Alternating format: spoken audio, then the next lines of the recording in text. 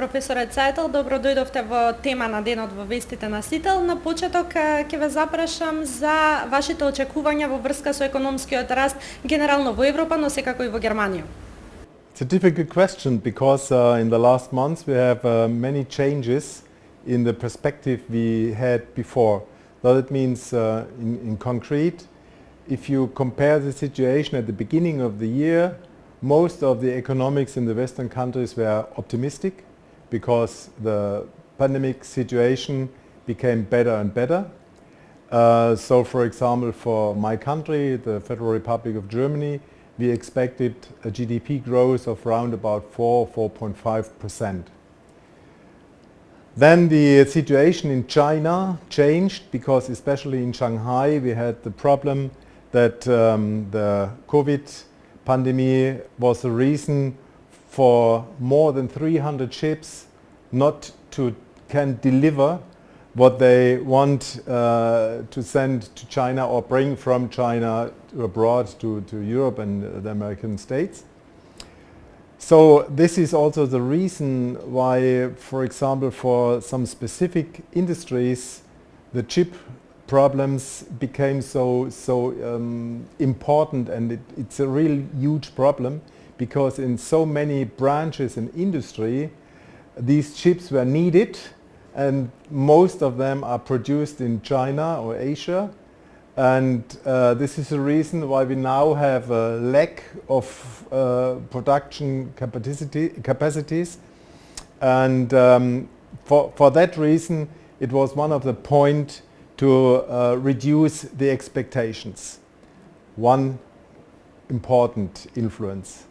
And the second one happened in 24th of February when the Russians declared the war against Ukraine. The last point is on the economic side very hard to declare what will be the importance for it. But at the end of the day, now in the moment, we assume a reduction of the GDP of around about 2%, something like that. So you see the influence of these both factors is already immense. Веќе спомнавте одредени специфични индустрии, во таа насока ќе ве прашам како автомобилската индустрија конкретно во Германија се справува со сите овие низа на кризи со кои што се соочуваме, особено затоа што прашувам од аспект на тоа дека Македонија, особено во индустријските развојни зони, има навистина доста компании кои што се снабдувачи на одредени делови за автомобилската индустрија, конкретно за во Германија. You see, automotive is one of the main topics in the German economics.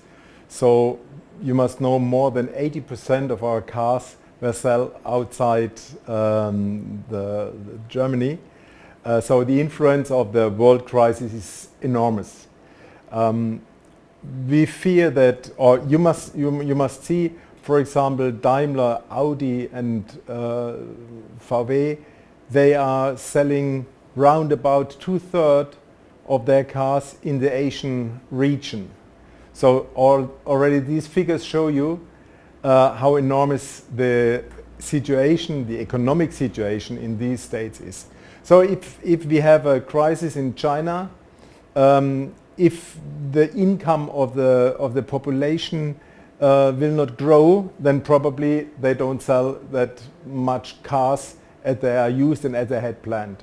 So in the moment we think that the reduction of the growth of the economic also will influence in an enormous number the possibilities selling cars in the Asian region. Of course it's a question how long does the crisis will take. If it will be finished within the next months, we hope that the perspective of the automotive will be more or less the same as last year. If not, it's probably not possible to hold the planning as we had it in the end of the last year in the perspective of what would happen in these countries. Дали со тоа се стравува од затварање на одредени погони во најлошото сценарио и евентуално отпуштање на одредени работници или можеби прекин на соработката со компаниите надвор од Германија?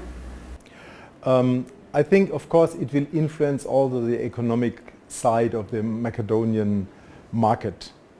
I don't think that corporations will be stopped or finished. It might be that they will be interrupted for a certain time, and so it also will influence the economic situation. But the market here in Macedonia is not that big that it really could influence the complete automotive sector in Germany. But nevertheless, this is one of the part, and so I think it would be not astonishing if there is only a diminution of the economic growth here in Macedonia. Какви се вашите очекувања во однос на инфлацијата и растот на цените генерално во Европа, конкретно и во Германија, во вашата држава, бидејќи Македонија, например, се соочува со инфлација како никогаш досега во последните неколку децении. Какви се прогнозите и очекувањата за во Европа? Yeah, you're right. This is also another huge problem, I think, because we were used over years that we have an interest rate 0, 0.5 or minus 0, and now it was growing. For example, in my country we have now an inflation rate which is 7.5. As far as I know, in Macedonia you have more than 10%. And of course this is with a great influence to the population because it's a reduction of the income of the people. And it's mostly important for those people who are not that rich that they can afford things nevertheless.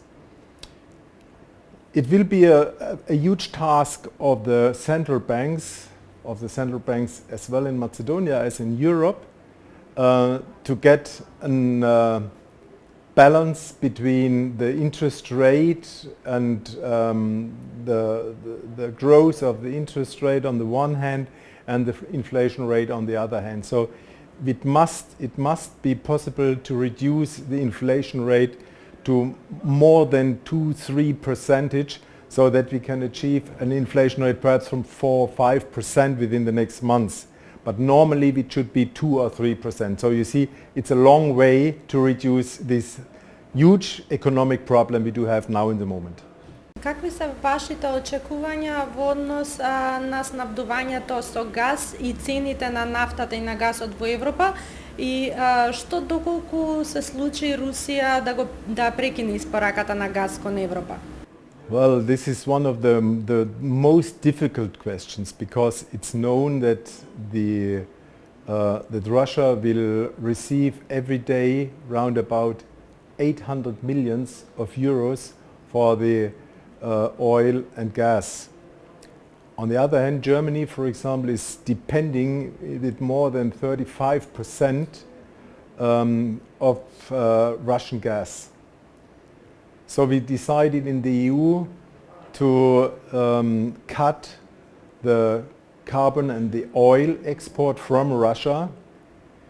This already is heavy for the German economy, but I think we can achieve it. For the gas situation is quite another thing because it's not possible to get on the world market within such a short time a support in gas.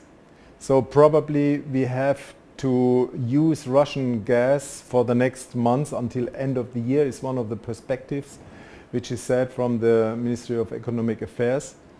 But it must be it must have an end to finance the Russian war industry by money from Western countries. So I think this is in the interest of everybody, not only in the Western countries but as well, of course, first in Ukraine, but in other countries as well. And for that reason we are now trying to find